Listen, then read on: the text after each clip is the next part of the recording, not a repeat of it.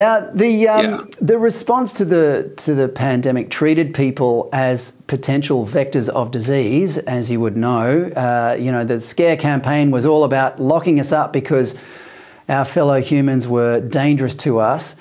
And this in turn kind of led to a wider perception of humans just simply being cogs in a machine, which, probably we can trace all the way back to Karl Marx.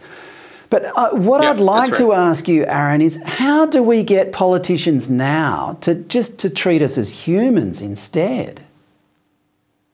Well, I think the first step is that we must insist that politicians take responsibility for their own decisions. They cannot hide behind so-called experts that they anoint.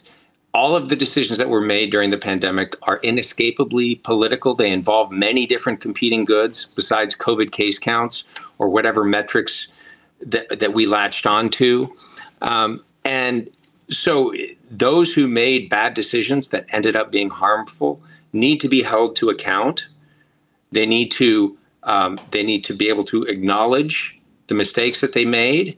And if they're unwilling to do that, we need to take steps to remove them from power. So the very first thing that we should expect of any political leader is not perfection, not that they'll never make mistakes, but that they will take responsibility for their decisions and take responsibility for the good consequences of their decisions, but also acknowledge bad consequences that happened as a result of their decisions and tell us how they're going to rectify, how they're going to prevent that sort of problem in the future. And I think it's very important for us to recognize that politicians are responsible for the decisions that they made. And as you pointed out in your introduction, which is so important, is that all of us as citizens are also responsible. I mean, we get the political leaders that we deserve. We get the political leaders, at least in Australia and the United States, supposedly from the people that we vote for, right, at the polls. There's some and we also get the media we deserve. It's the newspapers and TV stations. So, right?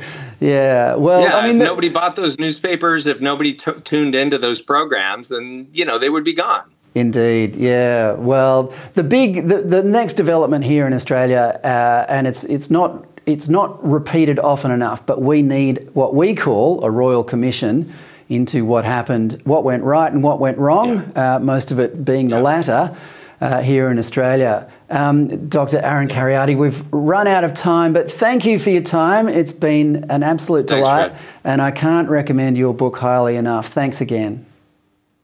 Appreciate that.